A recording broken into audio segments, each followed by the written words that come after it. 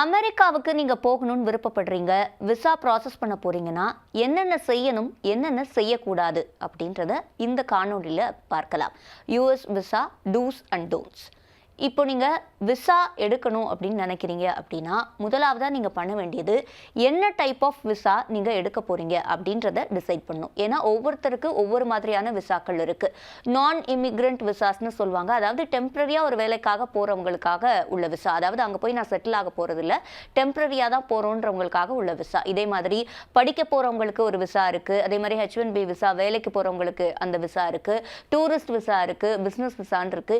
இந்த மாதிரி தனித்தனி நிறைய டைப்ஸ் இருக்கு. ஸோ உங்களோட பர்பஸ் என்ன, அதுக்கு எந்த விசா கரெக்டா இருக்கும் அப்படின்றத நீங்க சரியா பார்த்து ஐடென்டிஃபை பண்ணணும்.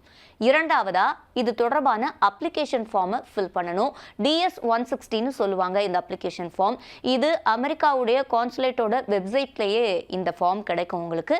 அதில் நீங்கள் ஆன்லைன்லேயே ஃபில் பண்ணிவிட்டு அதை பிரிண்ட் எடுத்து வச்சுக்கோங்க மறக்காமல். இது முக்கியமான டாக்குமெண்ட், தேவையான டாக்குமெண்ட்டாக இருக்கும்.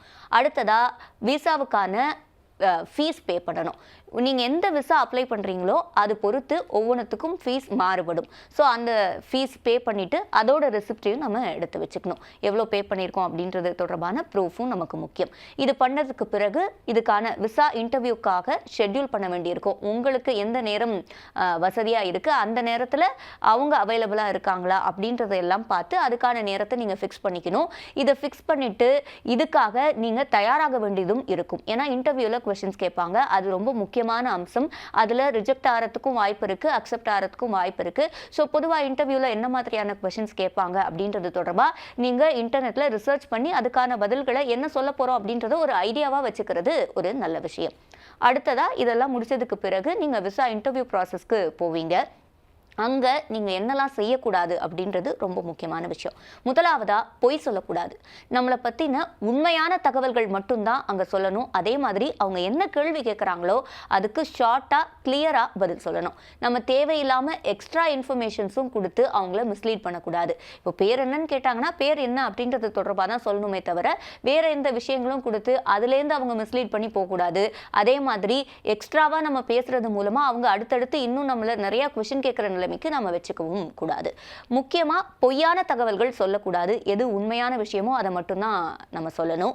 டாக்குமெண்ட்ஸ் எல்லாம் ஒரிஜினல், அதில் எதுவும் ஃபேக் பண்ணக்கூடாது. நிச்சயமா அதுக்கு பிறகு நீங்க வாழ்நாள் முழுக்க அமெரிக்காவுக்கு போக முடியாத ஒரு பேன் கூட அது மூலமா வரதுக்கான வாய்ப்புகள் இருக்கு. அதனால டாக்குமெண்ட்ஸ் எல்லாத்தையும் நீங்க முன்னாடியே கிளியர் கட்டா செக் பண்ணி வச்சுக்கிறது ரொம்ப முக்கியமான விஷயம். இந்த டாக்குமெண்ட்ஸ் பத்தி பேசும்போது இந்த விசா இன்டர்வியூ அப்படின்னு கிடையாது. பொதுவாகவே எல்லா விஷயங்களுக்கும் நம்ம ஃபார்மலா பண்ற எல்லா விஷயங்களுக்குமே டாக்குமெண்ட்ஸ்ல நம்மளுடைய பெயர், முகவரி, டீடைல்ஸ் எல்லாம் கரெக்டா இருக்க வேண்டியது முக்கியமான அம்சம். ஏன்னா சில பேர் சர்நேம் யூஸ் பண்ணுவாங்க, சில பேர் இனிஷியல் யூஸ் பண்ணுவாங்க. ஸோ நம்மளோட ஐடி ப்ரூஃப்ல எல்லாம் நம்ம என்ன பேர் யூஸ் பண்றோம் அதை எல்லா டாக்குமெண்ட்ஸ்லையும் கரெக்டா நம்ம யூஸ் பண்ணணும், ஒரே பேரை. இல்லைன்னா அதுல வரக்கூடிய மாறுபாடுகள் கூட ரிஜெக்ட் ஆகிறதுக்கான வாய்ப்புகளை உருவாக்கும்.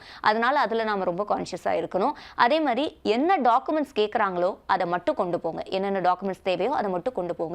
தேவையில்லாம எக்ஸ்ட்ரா இருக்கக்கூடிய டாக்குமெண்ட்ஸை இது தேவையான்னு சொல்லி வாலண்டியரா நீங்க கொடுக்காதீங்க. அதே மாதிரி ஃபேக்கான ஒரு ஆக்சென்ட் யூஸ் பண்ணக்கூடாது. இங்கிலீஷ்காக இப்போ அமெரிக்கன்ஸ் எப்படி பேசுறாங்களோ அந்த மாதிரி தான் நாங்களும் பேசுவோம் அப்படின்றது தொடர்பா நம்ம ஃபேக் ஆக்சென்ட் யூஸ் பண்ண தேவையில்லை. நர்வஸா இருக்கக்கூடாது. முக்கியமா இன்டர்வியூவில் நம்ம கான்ஃபிடென்ட்டாக பேசணும். என்ன கேள்வி கேட்குறாங்களோ அதுக்கு மட்டும் பதில் சொல்லணும். தேவையில்லாமல் எக்ஸ்ட்ரா இன்ஃபர்மேஷன் சொல்கிறதோ இல்லை நர்வஸ் ஆகி ரொம்ப பயந்து பேசுகிறதுனாலையோ அவங்களுக்கு சந்தேகங்கள் ஏற்படும். அதனால் ரீசனே இல்லாமல் கூட உங்களோட விசா ரிஜெக்ட் ஆகிறதுக்கான வாய்ப்புகள் இருக்குது. அதனால் அதை பண்ணவே பண்ணாதீங்க. கடைசியாக இன்டர்வியூ நீங்கள் ஷெட்யூல் பண்ணியிருக்கீங்க. இப்போ நீங்கள் மட்டும்தான் ஃபாரின் கண்ட்ரி போக இருக்கீங்க அப்படின்னா இன்டர்வியூக்கு நீங்கள் மட்டும் போகிறது தான் கரெக்டாக இருக்கும். ஏன்னா இப்போ கூட ஃபேமிலி மெம்பர்ஸ்லாம் கூப்பிட்டு போனால் தேவையில்லாத ஒரு ப்ரெஷராகவும் இருக்கும். முக்கியமாக கவன சிதறல்கள் இருக்கும். நீங்க அதுல கான்சென்ட்ரேட் பண்ண முடியாது. அதனால உங்களுக்கு மட்டும் விசா அப்ளை பண்றீங்க அப்படின்னா நீங்க மட்டும் போய் விசா அப்ளை பண்ணிட்டு அந்த இன்டர்வியூ அட்டெண்ட் பண்ணிட்டு வர்றது நல்லது. அது மட்டும் இல்லாம ஷெட்யூல் பண்ண டைமுக்கு முன்னாடியே அங்க இருக்கிறது ரொம்ப ரொம்ப முக்கியம்.